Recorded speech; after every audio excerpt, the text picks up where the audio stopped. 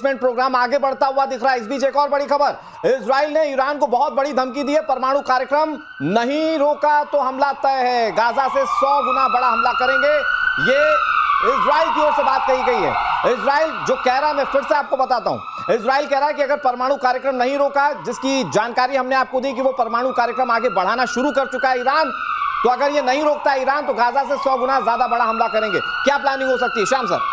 देखिए, प्लानिंग उनकी बहुत क्लियर है। जैसे वो गाजा में लगातार आज भी उन्होंने कल भी मारा है लोगों को, तो उनकी जो उनका जो तरीका है काम करने का, अगर 50 लोग भी उसके देश चारों तरफ से घिरे हों, वो अपनी मंशाओं को रोकते नहीं। उनकी जो पर्सनालिटी है नेतन्याहू की और इजराइल के लोगों की जो पर्सनालिटी है वो बहुत क्लियर है कि उन्हें जब लगता है कि उन्हें मारना है तो अमेरिका की भी नहीं सुनते, और उनका टैसिट और बैक सपोर्ट अमेरिका का उनके साथ लगातार है। इसलिए ईरान को वो छोड़ेंगे नहीं, जरूरत पड़ेगी फिर से अटैक करेंगे। अगर गाजा को एक फ्रेम करके अगर ये कह रहा है इजराइल की उससे ज्यादा बड़ा डिस्ट्रक्शन करेंगे, 100 गुना ज्यादा बड़ा हमला होगा, क्या कल्पना कर रहा है इजराइल इस पर? मुझे लगता है थोड़ा सा अनफेयर हो जाएगा कि गाजा और ईरान को कंपेयर किया जाए। गाजा अपने आप में, जहां तक इजराइल की स्ट्राइक है, वो टेररिज्म पॉइंट ऑफ व्यू से है। दूसरी तरफ गाजा में उनको वो डिफेंसिव सिस्टम नहीं मिलते हैं, टैंक्स नहीं है, एयरक्राफ्ट नहीं है, मिसाइल्स नहीं है, कुछ भी नहीं है। जबकि ईरान में अपने आप एक बिल्कुल एक देश के ऊपर आप अटैक कर रहे हैं, आप उस देश की सारी असेट्स के ऊपर अटैक कर रहे हैं, और उसके पास एक क्रेडिबल फोर्स जरूर है।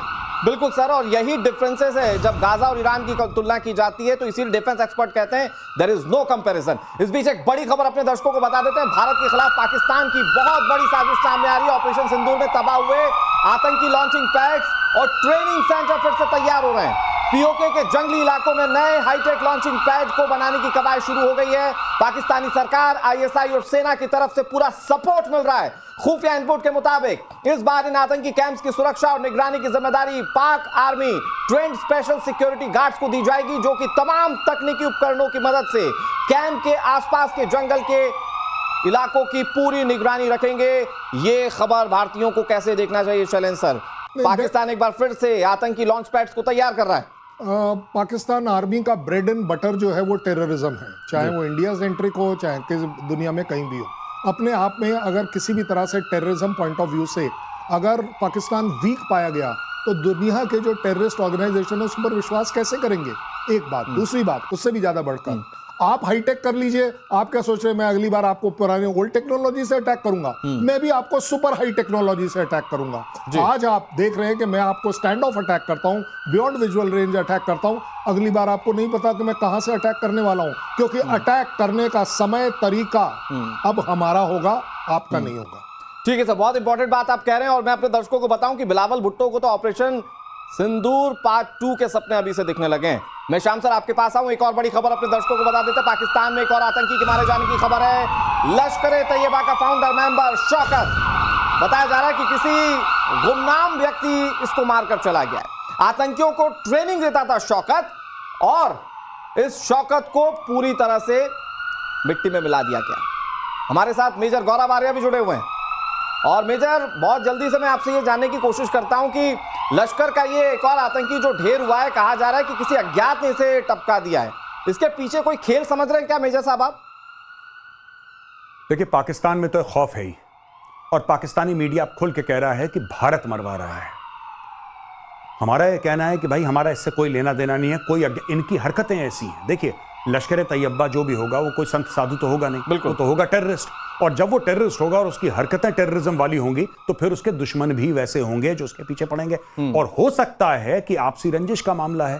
देखिए, ये लगातार दर लगातार पाकिस्तानी मीडिया का कहना है कि लगातार दर लगातार वही लोग मारे जा रहे हैं जो भारत के खिलाफ बोलते थे, भारत के खिलाफ कार्रवाई करते थे। मुझे ऐसा लगता है कि ये बहुत ही एक खूबसूरत कोइंसिडेंस है। बिल्कुल मेजर, आप जो कह रहे हैं वो बहुत इंपॉर्टेंट बात है, क्योंकि जो भारत की मुखालफत करते हैं या जो भारत के खिलाफ कई सारे आतंकी सपने बुनते हैं, वो एक एक करके खत्म हो रहे हैं, और इसीलिए पाकिस्तान तो खुलकर कह रहा है कि भारत करवा रहा है।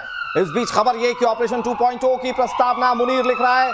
कश्मीर का नाम लेकर उससे फिर से जहर उगला है। सेना से बोला कि कश्मीरी भाइयों की कुर्बानी को याद रखो। मुनीर के भड़काऊ बयान के बाद ही पहलगाम आतंकी हमला हुआ था, और एक बार फिर से कश्मीर पर जो टिप्पणी कर रहा है असीम मुनीर। सवाल ये कि क्या ऑपरेशन सिंदूर 2.0 की पटकथा पाकिस्तान के असीम मुनीर की ओर से, फेल्ड फील्ड मार्शल की ओर से लिखी जा रही है? श्याम सर। ये हम लिखेंगे, जब जरूरत पड़ेगी तो ये हम लिखेंगे। हम सब इंतजार करेंगे जब जिस दिन उन्होंने ये फिर से जो हरकत की, क्योंकि हमने अब वो अपने हाथ में ताना वाना ले लिया है। और जब हमने कहा है कि अब हमें किसी से पूछने की जरूरत नहीं है, हमने बहुत एफआईआर लॉन्च किया, हमने बहुत सारे यूनाइटेड नेशंस में गुहार लगाई, हमने वर्ल्ड को पूरी तरह से बताया, किसी ने नहीं सुना, फिर हम खुद जज के रूप में आ गए हैं। हमें सेल्फ डिफेंस का अधिकार है। एससीओ में राजनाथ सिंह ने बहुत क्लियरली कहा हमें परपेटर्स जो है हमारे उनको हटाना है, इलेबरेट सपोर्टर्स को भी हटाना है, फिनांसर्स को हटाना है। तो अगर वो हरकत करते हैं तो हम पूरी तरह से तैयार हैं। हमने समझा है ऑपरेशन सिंदूर में हमें क्या करना है, कैसे करना है, कब करना है। आपकी हरकत होगी तो उसका जवाब दिया जाएगा। ऑपरेशन सिंदूर 2 हमने ऑपरेशन सिंदूर बंद किया नहीं तो 2 की बात ही नहीं। और उसी ऑपरेशन सिंदूर मैं सर इसी को आगे बढ़ाते हुए, जो कि अब भारत सरकार ने कहा कि operation Sindoor is a new normal for the India, तो क्या उसके लिए पाकिस्तान खुद अपनी कब्र खोद रहा है? पाकिस्तान चाहे गिन ले, 1 गिन ले, 2 गिन ले, 3 गिन ले, 4 गिन ले, Pakistan you be rest assured, ये गिनती खत्म नहीं होगी जब तक तुम खत्म नहीं होगे। अगर आप मुझे 5 सेकंड दें, आपने बात करी कि वहां एक और आतंकी मारा गया है और उसका ब्लेम उन्होंने पाकिस्तान ने इंडिया की तरफ किया है। मैं कहता हूं चलिए जी, इंडिया से मैंने करवाया है, मैंने करवाया, कहने में हर्ज क्या है? कहने को आप कुछ भी कह लीजिए, लेकिन ज्यादा बड़ी बात यह, क्या आपको यह नहीं दिखता कि आतंकी मारा गया है? उसकी कोई बात नहीं हो रही। उससे बड़ी बात आपका कहना, आपके यहां सबसे ज्यादा आतंकी प्रभावित रहे हैं, हम तो आपका काम कर रहे हैं। कल अगर गौरव बोल दे कि जी वहां के 2 और बंदे मारे गए, मैं आज कह रहा हूं, आज नहीं तो कल हफीज मारा जाएगा, मसूद मारा जाएगा। आज मेरे से आप लिखवा लीजिए और आप जिस भी दिन होगा आप मुझे ब्लेम कर लीजिएगा, लेकिन मैं काम कर रहा हूं इंसानियत का, आपकी पाकिस्तान की इंसानियत का, दुनिया की इंसानियत का। इस तरह के टेररिस्ट अगर आपके यहां से जा रहे हैं, अलविदा हो रहे हैं, आप 72 उन्हें उनके लिए अरेंज नहीं कर पाए, अब हम कर रहे हैं और हम आगे भी करेंगे। और भारत ने तो बिल्कुल क्लियर कर दिया, अगर आतंक की बात करेगा, आतंक का लॉन्च पैड पाकिस्तान होगा, तो आतंक को पालने वाला देश भी हमारे लिए आतंकी है। भारत ने एकदम क्लियर कर दिया। इस बीच एक बड़ी खबर अपने दर्शकों को बता देते हैं। यूक्रेन पर रूस ने बहुत बड़ा हमला बोला है। यूक्रेन पर 477 ड्रोन और 60 मिसाइलें दागी गई हैं। रूस का दावा है कि यूक्रेन पर 537 हवाई हमले किए गए, बैलिस्टिक और क्रूज मिसाइलों से हमला किया गया। 4 कैलिबर क्रूज मिसाइलें दागी गई थी। यूक्रेन का एक और F-16 मारा गया। F-16 अमेरिका की ओर से दिया गया फाइटर प्लेन, लेकिन यूक्रेन के लिए काम कर रहा था और इसे रशिया ने ढेर कर दिया।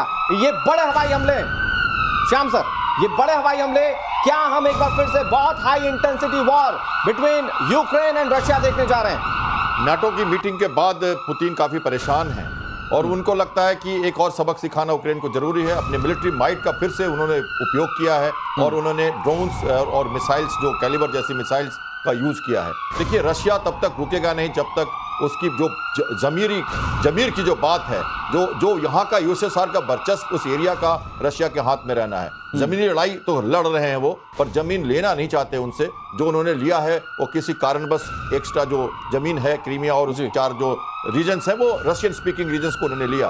बाकी वो चाहते नहीं, बस वो रेजिम चेंज करके और डी नोटिफाई करके और वहां से आर्मामेंट्स जो हटाना और एक शांतिपूर्ण देश बनाना चाहते हैं। जब तक ये नहीं होगा ऐसी लड़ाई चलती रहेगी, मनोबल टूटता रहेगा। कीव को घुटने पर लाना है और इसलिए उन्होंने दोबारा ये शकल दिखाई। और शैलेंद्र सर, मैं बहुत जल्दी से एक क्विक रिएक्शन चाहता हूं। क्या पिछले दिनों यूक्रेन में जो रूस के अंदर घुसकर हमला किया था, जो व्लादिमीर पुतिन के घर के आसपास जो हमले हुए थे, क्या ये उसके बदले की शुरुआत है या बदला उसी के चलते ये सारे हमले जो हम देख रहे हैं? मुझे नहीं लगता कि एक अकेले आप अपने आप में बदला चल रहा है। अब आप देखिए इस बदले के साथ और क्या चल रहा है। नेटो कुछ करता है, पुतिन एक मैसेज, नेटो कर क्या रहा है? मैसेज ही तो कर रहा है और तो कुछ नहीं कर रहा है, लड़ाई के अंदर तो आ नहीं रहा। इसी तरह पुतिन क्या कर रहे हैं कि लीजिए आपका मैसेज मैंने ले लिया, अब मैंने इतनी बड़ी स्ट्राइक कर दी, आप कर लीजिए क्या करेंगे। आप बहुत बड़ी ऑर्गेनाइजेशन है, बचा सको तो बचा लो। ज्यादा बड़ी बात यह भी है कि यस, सेरेमोनियली ये देखा जाता है कि you dare attack my president, true, that is very serious. तो उसका जवाब अपने आप में उतना ही सीरियस और भयानक दिया जाए। एक और इंफॉर्मेशन आ गई है। इंफॉर्मेशन ये कि नाटो और रूस में तनातनी और बढ़ गई है, जिसका जिक्र हमारे डिफेंस एक्सपर्ट कर रहे थे। पुतिन ने बाल्टिक सागर के ऊपर जासूसी प्लेन भेज दिए। देखते ही जर्मनी ने यूरोफाइटर जेट्स को उड़ा दिया है। जर्मन हवाई सीमा में घुसने से पहले ही रूसी प्लेन मुड़ गए। नाटो की मीटिंग के बाद पुतिन ने धमकी दी थी और यह धमकी थी नाटो देशों को।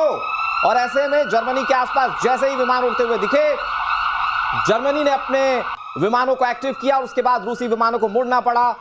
हमारे साथ जो डिफेंस एक्सपर्ट है श्याम सर, ये रूस क्या वाकई में ये इंटेंट करके अब नेटो देशों को भी किसी तरह से टारगेट कर रहा है? पोस्चरिंग और मसल फ्लेक्सिंग तो वॉर में जरूरी है, और रशिया लगातार बाल्टिक सी में अपने ऑपरेशंस करता रहता है। वो उसकी जो जगह है बहुत इंपॉर्टेंट है। बाल्टिक सी उनका सी बेस है, वहाँ पे कलिनिंग्राड का बहुत बड़ा बेस है, और उस एरिया में वो चाहे वो फिनलैंड हो चाहे वो स्वीडन हो, ये सारे जो एरियाज हैं उनको वो लगातार परेशान करता रहता है। और एक तरह से जर्मनी को भी उसने बीच बीच में पोस्चरिंग दिखाई है। तो इनके प्लेन तो जब कॉम्बैट एयर पेट्रोल पे जाते हैं और वापस आते हैं, ये दिखाते हैं कि हमारा जो एयर स्पेस इस एरिया का है वहाँ हम कहीं भी जा सकते हैं, तुम भले हमें रोको लेकिन हम रुकेंगे नहीं, और हर बार हम आते रहेंगे। तो ये मसल फ्लेक्सिंग का एक तरीका होता है जो वो लगातार दिखाते रहते हैं। लड़ाई हो रही है यूक्रेन में, पर जो पेरिफेरल कंट्रीज हैं उनको दहलाना, उनको एक तरह से चुप रखना, और उनको बराबर संकेत देते रहना कि तुम्हारी जो एयर स्पेस में हम आ सकते हैं। शैलेंद्र सर, इसको मैं थोड़ा सा आगे और समझना चाहता हूं। When it is between NATO and Russia, more than 30 country once a side और रूस अगली साइड में, क्या ये वाकई में दुनिया के सामने ये इक्वेशन वॉर के लिहाज से बनती हुई दिख रही है? नहीं, आप देखिए ना, नेटो 30 कंट्री बोली है, 32 कंट्री बोली है, उनमें से पहल कौन करेगा? बात सबसे बड़ी है, वो नहीं करेगा। As far as Russia is concerned, उसे नेटो को दिखाना है। ये जो जहाज उड़ाने वाली बात जो आप कर रहे हैं, तो उसमें भी आप पाएंगे ये बड़ा सीधी बात है कि वो उसके एरिया में एंटर नहीं हुआ।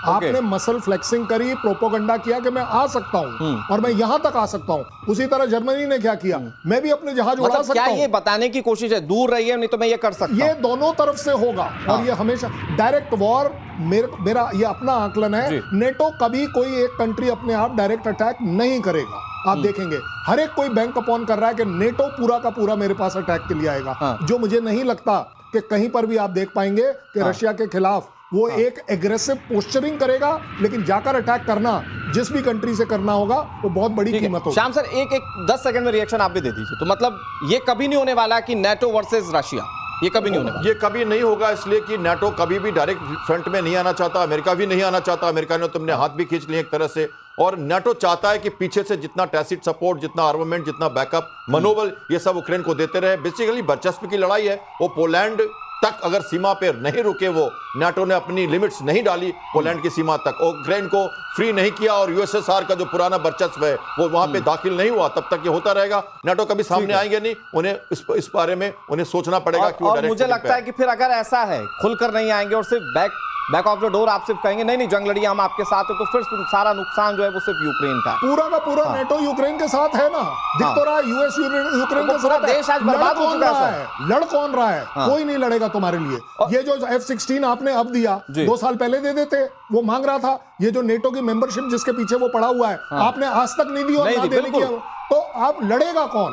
आज ये नेटो कंट्रीज आप नेटो के अंदर देख लीजिए, यूएस बोलता है कि नेटो अपने जब तक पैसे ज्यादा नहीं देगा मैं अकेले क्यों दूं? उनके भी तो अपने प्रॉब्लम्स हैं। लड़ाई लड़ना अपने आप में नेटो कंट्री के किसी भी कंट्री के फेवर में नहीं है। बहुत बारीक चीज आपने दर्शकों को बताई है, और मैं सिर्फ इसको एक बहुत नॉर्मल तरीके से इसको नॉर्मलाइज करता हूं कि बहुत खूबसूरत मुल्क था यूक्रेन, जो आज बिल्कुल बर्बादी की कगार पर खड़ा है। इस बीच एक बड़ी खबर अपने दर्शकों को बता देते हैं। इजरायली हमले से एक बार फिर से गाजा दहल उठा। इजराइल के हमले में 72 लोगों के मारे जाने की खबर है। खान यूनिस के पास मुवासी में हमला किया गया, जहां फिलिस्तीन स्टेडियम के पास अटैक हुआ। ये फलस्तीन स्टेडियम है और यहां पर अटैक हुआ है। ये देखिए तस्वीरें। आज गाजा की पूरी सूरत बिगड़ चुकी है, और बड़ी बात यह है कि अभी भी हमले लगातार इजराइल की ओर से किए जा रहे हैं। वो लेबनान वाला मोर्चा हो या ईरान वाला मोर्चा हो, जॉर्डन वाला मोर्चा हो, हर एक मोर्चे पर जंग लड़ने के बावजूद इंटेंसिटी हमलों की बिल्कुल कम नहीं है श्याम सर, और इंटेंट एकदम क्लियर है कि अपने दुश्मन को छोड़ना नहीं, जो इजराइल इस वक्त दिखा रहा है। इजराइल ने ईरान से निपटने के बाद वापस अपने कदम गाजा पे ठोक दिए हैं, और उन्होंने कहते तो हैं कि उन्होंने मारा है जब वो लोग फूड के लिए वेट कर रहे थे और वो ह्यूमन एड्स का इंतजार कर रहे थे। बच्चे भी उसमें मरे हैं और कई लोग उसमें घायल, फोटोग्राफ्स काफ़ी सारी आई हैं। फ्रांस ने ये भी कहा है कि हम इसमें हेल्प करना चाहते हैं, ह्यूमैनिटेरियन एड देना चाहते हैं, और ये भी देखना चाहते हैं कि कौन जो हमास के लोग हैं, हमारे जो एड्स जो हम दे रहे हैं, खाना लेके भाग रहे हैं या जो सामान पहुंच रहा है उसको इधर उधर ले जाके डिस्ट्रीब्यूट कर रहे हैं अपने हमास के कैंप में। तो वो सारी बातें हो रही हैं। अमेरिका ने भी रिस्ट्रेन करने के लिए इजराइल को कहा है, लेकिन इजराइल का तरीका अलग है।